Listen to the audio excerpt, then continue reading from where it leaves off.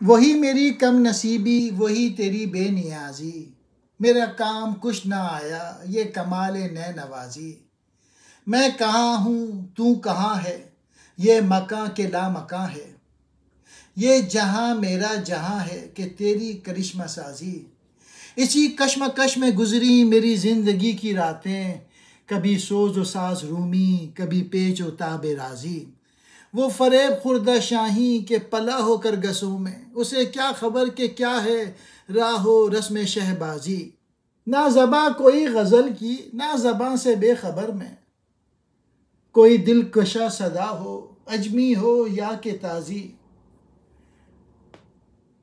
नहीं फ़क्र सल्तनत में कोई इम्तियाज़ ऐसा, ये सिपा की तेग बाजी, वो निगाह की तेग बाजी। कोई कारवां से टूटा, कोई बदगुमा हरम से, कि अमीर कारवां में नहीं खुए दिल नवाजी। इकबाल कह रहा है मैंने शेर गोई में जो कमाल हासिल किया वो मेरे किसी काम ना आया, इसलिए कि ए महबूब हकीकी, मैं जैसा पहले कम नसीब था ऐसा ही अब हूँ, और तेरी बेनियाजी की जो शान पहले थी वही इस वक्त है। दूसरा मकसद ये हो सकता है कि इकबाल नहायत दर्द अंगेज़ लहजे में अपनी कहानी सुनाते हैं अल्लाह ताला से कि मेरा एक मकसद था और वो ये था कि कौम बेदार हो जाए, लेकिन अफसोस कि कौम ने मुझे एक शायर समझा। दूसरे शेर में ये राज कि मैं कहाँ हूँ और तू कहाँ है, और ये दुनिया जिसमें मैं ज़िंदगी बसर कर रहा हूँ मकां है या कि ला मकां है, आज तक मुझ पे ज़ाहिर नहीं हुआ। नेज़ ये कि दुनिया मेरी दुनिया है या तेरी किसी करिश्मा साजी का नतीजा है। दूसरे शेर में भी वहादतुल वजूद का रंग है कि इकबाल अल्लाह ताला से कहते हैं कि फ़िक्र इंसानी हैरत में है कि ज़मा व मकां की क्या हकीकत है, और जिसे हम मकां समझते हैं ये वाकई मकां है या महज वहम व ख्याल है। मतलब ये है कि इंसान को अभी तक हकीकत अब्दी का सुराग नहीं मिल सका। हु एम आई। तीसरे शेर में कहते हैं मेरी ज़िंदगी की रातें कशमकश ही में गुजरी, कभी दिल मौलाना रोम के सोज़ो साज की तरफ मुतवज्जे हो जाता है और कभी इमाम राजी की फ़लसफ़ियाना सोचों की तरफ। जो फरेब खाया हुआ शहबाज हो और गिदों में पल कर जवान हुआ हो, वह शहबाजों के तौर तरीक़ों से क्या आगाह हो सकता है।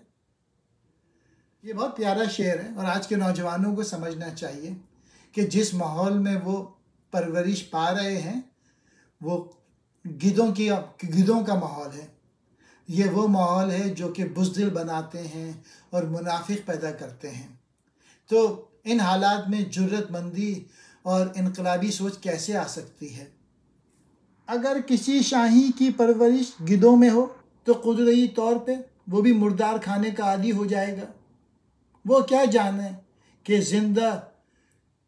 जिंदा जानवर को शिकार करने में क्या लज्जत महसूस होती है। इस शेर में इकबाल ने तनकीद की है कि इकबाल ने अपने अहद के तख्लीकी अमल को बेमायने करार दिया है और ये ख्याल जाहिर किया है कि इसमें तासीर नापैद है, और इस ख्वाहिश का भी इज़हार किया है कि कौम को कोई दिलकश नगमा मिले जो ख्वाह फ़ारसी ज़बान में हो या अरबी में, इसके लिए ज़बान की कोई क़ैद नहीं। यूँ भी कह सकते हैं महबूब की अदाएँ बयान करने के लिए ज़बान की कोई क़ैद नहीं, और मैं ज़बान से वाकिफ़ भी नहीं।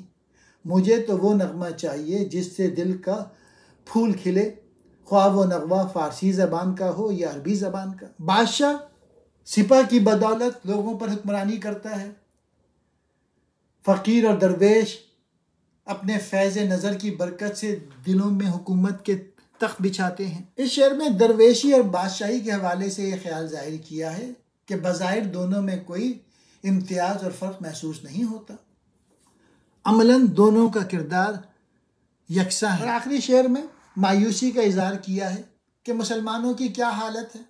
कोई जमात से ताल्लुक़ तोड़े बैठा है, किसी के दिल में हरम यानी मरकज़ इस्लामी से बदगुमानी पैदा हो गई है।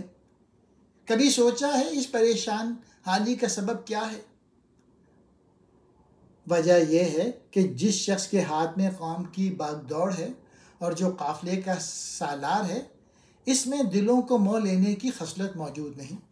कम नसीबी, बेनसीबी, बेनियाजी, बेपरवाही, नेनवाजी, बांसुरी बजाना यानी कौम को बेदार करना।